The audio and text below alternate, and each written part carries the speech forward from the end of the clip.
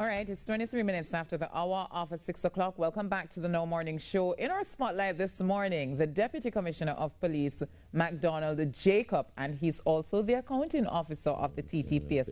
With all that went on before with the crash of the PSC and new Commissioner of Police at this time, but over the weekend we learned that the president finished with her picks, and I guess those will be debated in the parliament just now so that we can have a police service commission again. But good morning to you, Mr. Jacob. Morning, Natalee. You find it hard to wake up so early? No, not really. I find it hard, like especially on a Monday morning, to reach on time, but I normally get up very early in the morning. Okay, I understand that. So we've had a very interesting month, so to speak, and now you sit as the accounting officer of the TTPS. And one of the first things we saw you do as a result of that was to dismiss some people who were on contracts, stating that, you know, the police service has to find ways to, you know, save money, put money where it is needed. But based on the structure of the TTPS, do you have the authority to do that? Because we thought that hirings were at the remit of the commission, the substantive commission of police. Well, Natalie, you hit the nail on the head. By being appointed as the accounting officer of the Trinidad and Tobago Police Service, it do in fact give you the authority to deal with contracts, to hire, to fire, and to deal with service contracts, also to deal with all aspects of the financial issues that affect the Trinidad and Tobago Police Service. You know that the financial aspect is one of the key drivers in the police service, because, you know, that is dealing with salaries, overtime, traveling, subsistence, you know, catering, maintenance, all goods and services, increments. There's a whole lot of things you need to deal with. So dealing with contracts is just another aspect of the accounting officer job. Well, why did you find it necessary to fire these people? Because you cannot convince Gary Griffith that they weren't fired because of political interference, because he hired them, and the minute he was out and you were appointed or selected, then they were fired. Well, Natalie, when we were dealing with the team, we were sitting and dealing to appear before Parliament with the Finance Accounts Committee. We saw how the expenses was in fact going, and we felt it was necessary to make some significant changes, because we have a shortage in our goods and services and some basic aspects for the police officers to function effectively. So some adjustments needed to be made, and it started off there. In fact, there were 19 persons who got the contract were not renewed, or, well, as we said, some of them were actually fired.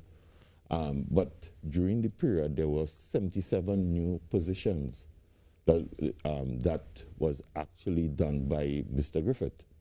So therefore, we have approximately about 144 new positions, and it's just 19 was in fact removed.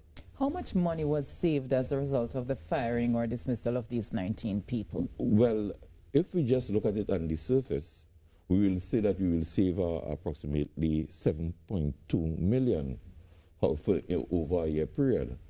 However, because some person's contract will be completing at say like in March, April, and you work it out, we may get a benefits of about 4.5 million overall. But these people have indicated, some of them, that they want their monies because they were dismissed without probably what they consider to be due process or without any explanation. If the police service thought that this was a cost-saving or effective cost-saving measure, why not sit and talk to the people and say, okay, we're unable to renew your contract, or this is why we're terminating them? Well, that is what we did. We actually sit and we let them know why the contracts and them were not being need to be terminated, right? And you know, that is just the first step in relation to the cutting processes. We have several other areas that we are even looking at, because we have a high rental aspect of rental vehicles, you know, that is costing us numerous amount of money every month. We need to look at even the police officers. We need to look at our overtime bill. There's a lot of things that were looked at that the police service need to do to cut down their finances so that we can in fact have money to deal with other important aspects within the police service. So for the time that you're there as the accounting officer, you want that to be your legacy, to find ways in which you can, you know, reduce the amount of monies that are spent, you know, on things that probably could have been channeled into better areas. Is that what you want to focus on? Yes, but the focus on is really ensuring that the officers on the ground get the necessary tools that are required to do the job. And in so doing, we need to definitely make the cut. In addition to that, we have police officers who are qualified and so trained that they can in fact fit in some of these key areas. In fact, in our corporate communication, we already placed an inspector who is so trained there and who is an attorney at law. We have intentions of putting another police officer like to head our law section, you know, so to be the head of the legal department. So to replace Mr. Chandler while he's been in. Yes. He was charged, by the way? Yes, he was charged, 5 charges. So but isn't that contrary to what we saw from the Attorney General, that no public health regulations were broken?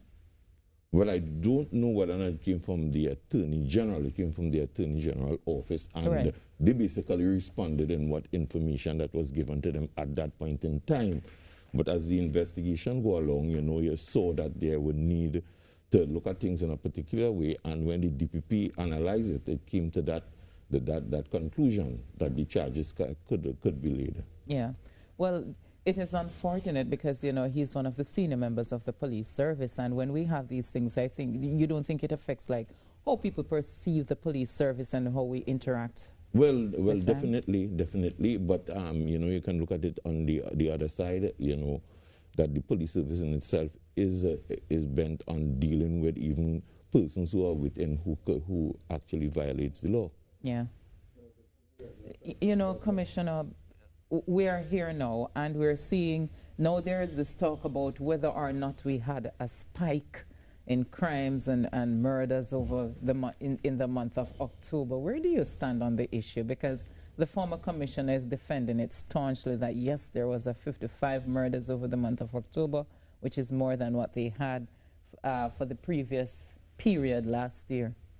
Well, the former commissioner is in fact correct. There was in fact an increase in the murders for the month of October. The differences is what we ascribe it to.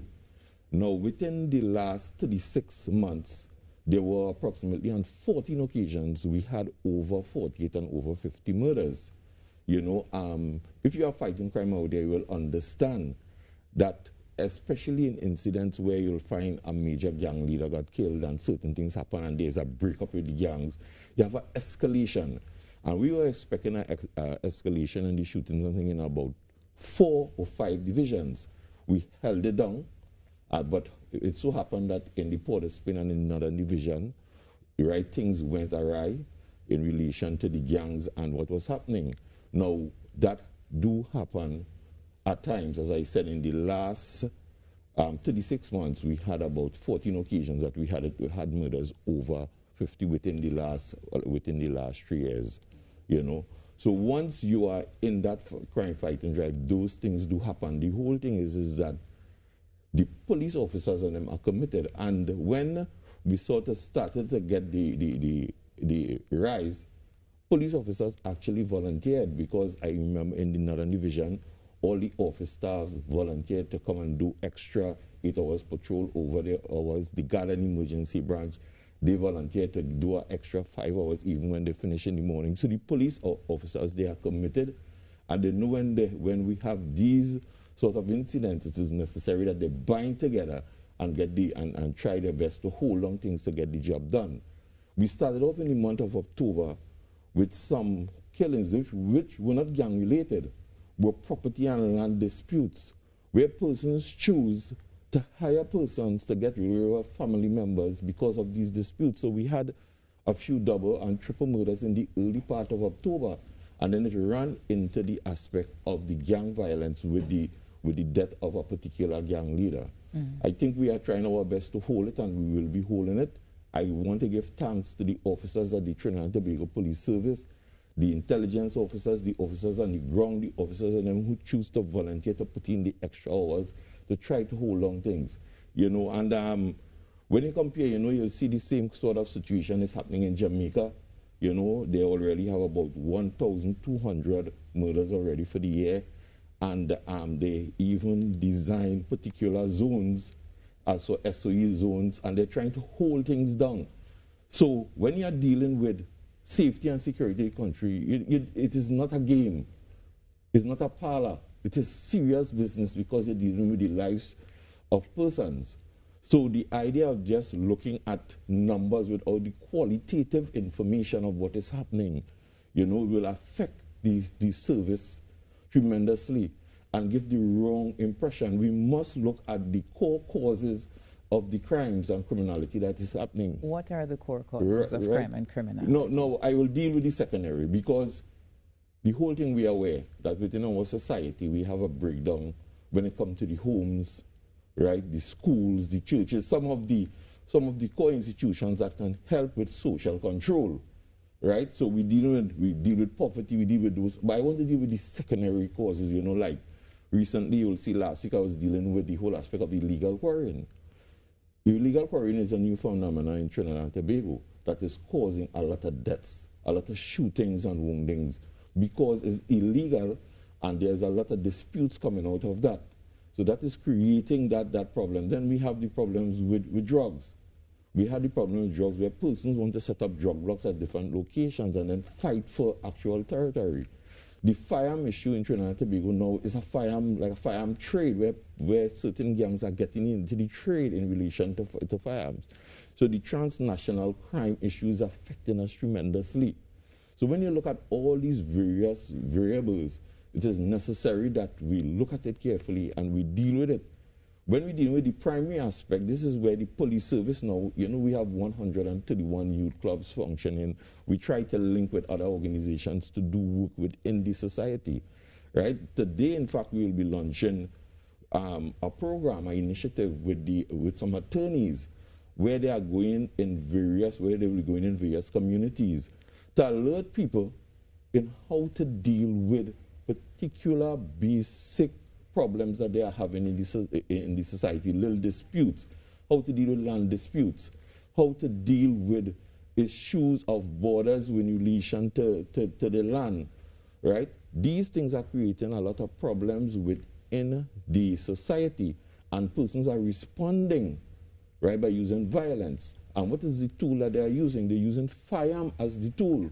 You know, Commissioner, one of the things that it had a report in one of the dailies over the weekend that was suggesting that, you know, one of the major issues with treating with crime in Trinidad and Tobago is the detection rate, which I think most people agree with that because the detection rate is so low. And they compared between 1990 to 2000, how the detection rate was high and therefore crime was low. Come 2000 to 2010, 2020, the detection rate goes down, the crime goes up. Do you subscribe to that view that the detection rate, because it's low, is affecting the numbers? Well, I don't know what detection rate they're talking about really, if they're dealing with the murder detection rate or the general serious crime detection rate, because our detection rate right now is around 37%. The standard that they look at internationally is 35%. So when it comes to the detection as it relates to serious crimes, is in fact reasonable. We are pushing and trying to push at 40% for our detection rate by the end of the year. Where we have the problems in relation to the detection of murders, right? And our murder detection rate right now is around 15%, and last year when we end up with it was around 20-something% in the early 20s. That has always been a challenge, but our homicide bureau is doing fine. They are trying, because up to this year they have charged 75 persons for murders. Just for the month of October alone, they have arrested 20 persons, and 4 persons were charged for murders for this month, and the others are detained right now as investigations are going on. 4 out of 55. Right? That's very low still. Yes, you remember, in dealing with the murders now, when you have transnational and organized crime and gangs operating, There is where the difficulty comes in, you know, and then in the question of persons taking the chance to come forward. So we have to depend a lot on our technological and scientific approaches in order to assist us in solving the crime. So we have the challenge, and again, in most of the places where you have a high amount of gang violence, like in Chicago, Los Angeles, and all those places, similarly, we'll have the challenges in relation to the detection rate. You know, so we are pushing there, and we're trying to see how we can use the technology and the scientific approaches. You know, recently we established a ballistics department within the police service. We actually trained 21 police officers and placed them in our forensic science center to be ballistics officers to assist in that regard. So we are doing all that is required to see how we can, in fact, increase our detection rate. So there's an agreement that the detection rate is a form of measurement, but you cannot just look at it just like that. You need to look, as I said, the qualitative information, what is really happening around in relation to affecting the whole aspects of crime in Trinidad and Tobago. So if we recognize that, okay, the secondary issues that we're talking about, you know, not being able to deal with conflict or dispute resolution or, you know, these kind of things, or even, you know, I don't know if it's a grab for power or turf, whatever it may be, whether it may be gang violence, whether it might be illegal quarrying, whether it might be land dispute. If we can identify the issues, the secondary issues that are driving crime, what makes it so difficult to control or to detect the murder rate? Right. No, Natalee, the dealing with these causes cannot be the only responsibility of the Trinidad and Tobago Police Service. We are extending ourselves to the point that we are trying our best to see what could happen. When you have about 140 of your murders is as a result of domestic, whether intimate or non-intimate, and also as it relates to altercation between neighbors, altercation as it relates to land. You know, you see like the initiative I tell you that we are going to launch today, where lawyers come forward and say, we will go in some of these areas to talk to the persons, so when they have these land disputes and other disputes, this is the way to solve it. What about the question of promoting mediation within communities so that when they have disputes, the persons can go and they can sit down and solve it? What about the input of the imam? What about the input of the various pastors within areas, you know? What about the other government agencies that have to play a part in going in communities and dealing with social issues? All these things are required in order to deal with our crime situation in Trinidad and Tobago. So the police, we are there. We deal a lot with these secondary aspects. We will deal with it, we will hold it down. But some of the primary aspects, as I talk about problems within the home, within the family, so it takes a holistic, you know, as they say in terms and inverted commas, an all-government approach in order to deal with the crime situation in Trinidad and Tobago. Do you think we'll ever get there, though, Commissioner, where we have this whole-of-government approach? Because whenever crime happens, the first entity we look towards is the police service, just because they're kind of first responders. You know what I mean? But the reality, as you said, is that it's not something that the police service can deal with in and of itself. Do you think we'll get to that point where we have the whole-of-government approach?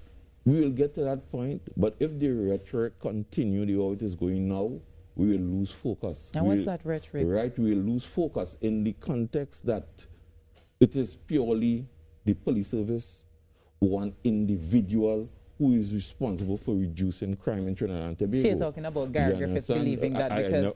oh, God, but we know it's Gary Griffith. We know it's Gary Griffith. Gary Griffith said he's not there and crime went up. And I agree with you that the police service is not one man. No, the police service is not one man. To deal with crime is not one institution or one person. The police service itself have a structure. We may have a commissioner, we have 3 DCPs, we have 11 assistant commissioners, right? 27 senior superintendents, and all of them are leaders in their right. And all of them have particular responsibility.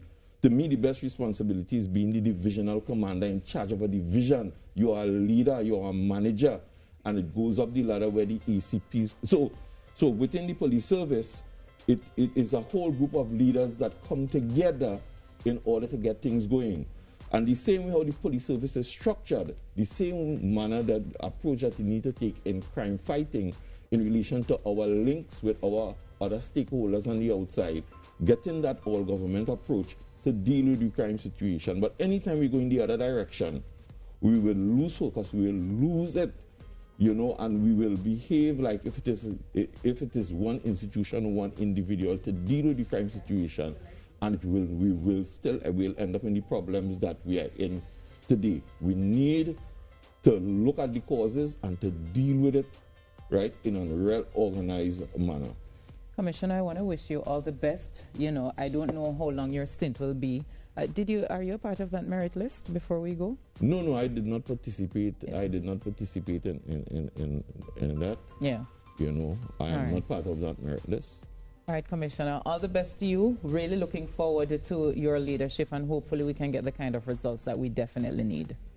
Well, again, thank you very much, and I always make my appeal to the men and women of the Trinidad and Tobago Police Service, where we know that the larger percentage of them are highly committed in relation to making Trinidad and Tobago safe. They really go out there and make the necessary effort, and they know that they have leadership from the divisional commanders, from the ECPs, from the DCPs, and we are looking forward to manage crime effectively in Trinidad and Tobago. Do not let one incident in a month really turn you all off. I want to give them the courage and the resilience that we are moving forward, and we will definitely continue holding down things in Trinidad and Tobago. All right, we're going to go to a break, but when we come back, we have so much more coming up in the program. Stay with us.